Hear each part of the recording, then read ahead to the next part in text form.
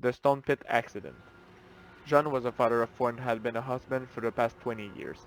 He worked at the quarry as a truck driver and went up and down the ramp at least 20 times a day, bringing with him 100 tons of rock and gravel every time he'd go up that ramp. His truck was inspected every day by Mikey, the mechanic. He'd look under the hood, check the hydraulic systems and the brakes. He always made sure everything was in perfect working conditions. But on that rainy 16th of June 79, he went down that hole with his truck without using the ramp as usual. He fell down the 50-meter deep stone pit from the top to the bottom. He survived the fall but broke 80% of his bones. His brain suffered catastrophic injuries and he lost the ability to talk. After a long recovery period at the hospital, he remained quadriplegic and was no longer able to do anything by himself. The police report states that his brakes weren't in good enough conditions to stop the truck. It also claims that Mickey, the mechanic, is responsible for the accident. A witness claims he didn't see the truck's brake lights come on and that John wasn't paying attention, and simply drove straight into the pit by accident.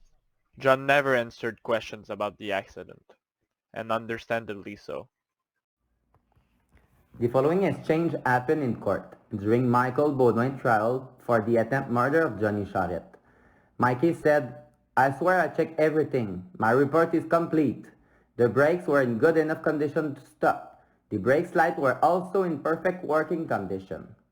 The judge replied, "Mr. Charrette's wife claim and prove you owe $15,000 to Johnny.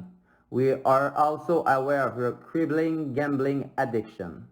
From your psychiatric report, we found out you have anger issue and have a history of domestic violence."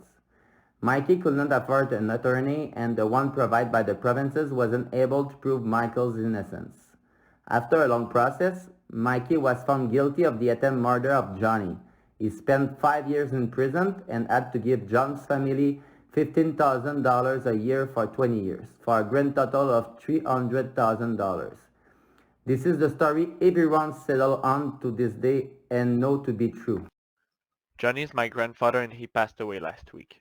My grandmother, too old to sort all of his things, asked me to do it instead. My curious mind jumped on the opportunity and I started looking through his papers to know more about my grandpa John's life. He wasn't very talkative, you know.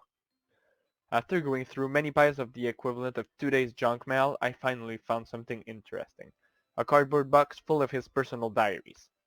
I found an old letter marked with the date of the accident in one of his black letter diaries. But I couldn't open it. Just joking, I did open it. Inside of it was a note. A suicide note.